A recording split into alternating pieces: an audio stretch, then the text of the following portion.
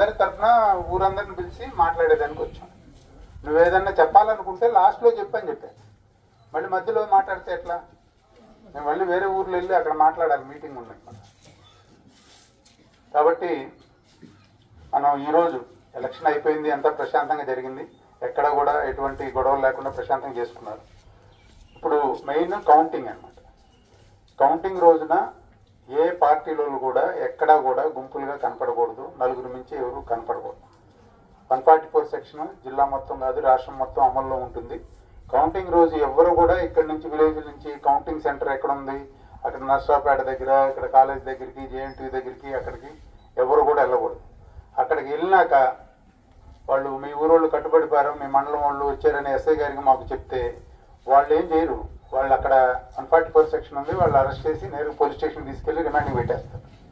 అక్కడ వీళ్ళు గొడవలకి వచ్చారు అని చెప్పి పెట్టేస్తారు. కాబట్టి ప్రశాంతంగా మీరు ఇంట్లో టీవీల్లో ఎలక్షన్ రిజల్ట్స్ వస్తాయి, చూసుకోండి.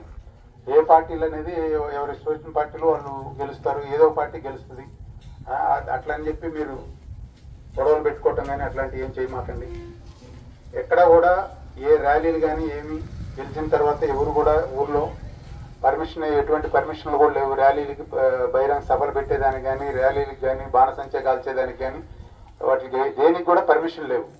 కాబట్టి ప్రశాంతంగా ఎలక్షన్ అయిపోద్ది. జిల్లా మొత్తం కాదు, రాష్ట్రం మొత్తం కూడా ఇదే పరిస్థితి ఉంది. కాబట్టి ఎక్కడా గొడవలు జరగకుండా చూడాలనే ఉద్దేశం. జరిగిన తర్వాత ఎట్లా ఉంటుందంటే ఇంట్లో నుంచి బయటకు వచ్చే పరిస్థితి కూడా ఉండదు. ఇప్పుడు ఊర్లు వదిలేసి వెళ్ళిపోయిన వాళ్ళు ఉన్నారు. అందరూ ఒక వారం 10 రోజుల నుంచి ఎవరు ఊర్లో లేకుండా తాళాలు వేసుకుని వెళ్ళిపోయిన వాళ్ళు ఉన్నారు. ఆ పరిస్థితి మనకు అవసరం. అది ఎవరు పనులు చేసుకోవాలా, పని చేసుకుంటేనే కదా మీకు ఇది.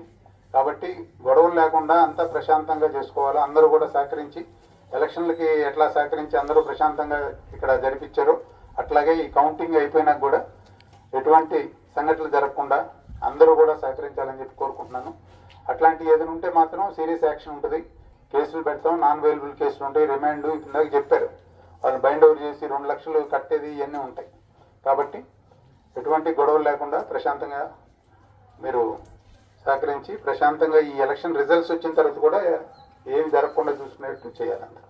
ఎవరన్నా కుర్రోళ్ళు వాళ్ళు ఆవేశంలో కొంచెం తాగే వాళ్ళు అటు ఇటు వెళ్ళినా కూడా పెద్దోళ్ళు మీరు వాళ్ళకి నచ్చజెప్పి సర్దుబాటు చేయాలి. ఒకవేళ వాళ్ళు ఏదన్నా పొరపాటుగా వెళ్ళి ఒక కేసులో ఇరుక్కున్నారంటే వాళ్ళ జీవితం అంతా నాశనం అయిపోతుంది. కాబట్టి మీరు సర్ది చెప్పి గొడవలు వద్దురా అని చెప్పి సర్ది చెప్పి వాళ్ళకి చెప్పాలి. అర్థమైందా? ఇంకెవరన్నా మాట్లాడేది ఉంటే చెప్పండి.